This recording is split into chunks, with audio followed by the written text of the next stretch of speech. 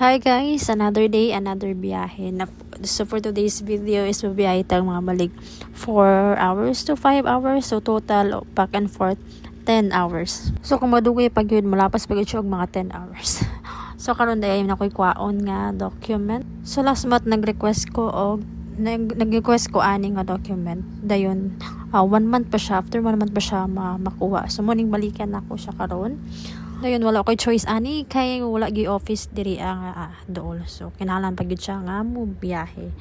Before mi naabot na nadaot pa jud ang ligid sa among gisakyan nga bus. So maunang mas nulugay mi og abot kay nadaotan man ang bus. But thank you Lord, naabot na mi and dayon nakuha na nako ang document nga akong kuwaon. So dali ra kayo kay igo na lamang ko mag-pick up dili pa last month nga need pa mag-fill up. Pag umana mo pick up sa document, diri na dayon mi nga aming paniudto kay mga alas 12 kape naman siguro ni siya. Kay lawuna na ba ni. So niudto sa ta. So pag umana mo paniudto ani biya na gikan na dayon mi kay layo-layo para bang biyahe. Mga 5 hours pa kay dugay jud kay but kay samot na magunong-hunong pa ang bus kay mag-pick up og pasahero, mag-drop off og pasahero, so mas madugay gyud siya. Murag gyud og igo ra mi ni tapak teon ni balik dayon, di ba? Kadyo tra kaayo dili dayon dili ta pwede maglangan-langan kay magabinan tag-ayo na lisod na gabi mabiyahe, di ba? Dayon init na kayo siya. Di pare ganina nga landong-landong siya kay gaulan magud pagikan na mo. Karon niinit na gyud siya sa gawas. Grabe. Bisan kapila na ko gabalik diri nga office ba.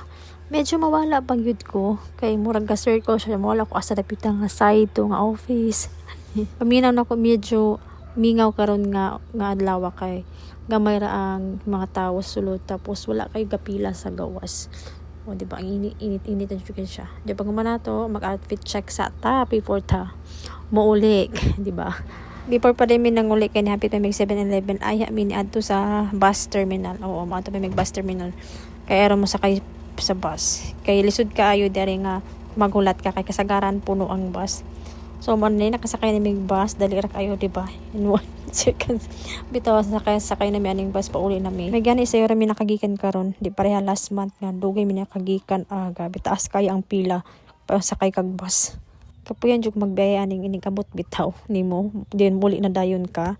Ba uli pa ka maka-relax uli dayon pero wala tay choice kinahanglan mo uli kinay bata gahulat. Unta po na sila office diri sa Dipolog ba para di na ta kinahanglan mo biyahe paglayo mga 10 hours para kuhaon lang na ikuhaon nga document or na i-process nga document. Pero anyway, salamat Lord nga safe man na uli. Medyo nilandong na siya kay di ay kaulan na ning time So, abi na ko sayo ra mi makauli nga hayag pa na maabot na mi pero wala oy kay naabtan mi ulan, gaulan siya. So nadugay gyapon og uli kay gaulan man. Pero at least dol na mi aya ni bundak ang ulan. O di ba mura kag nasa freezer o kusog siyang ulan dayon tapos ang bus bitaw kay tulo pa gyud siya. So dili lang ko pong video. Bye. God bless. Thank you for watching. Bye-bye.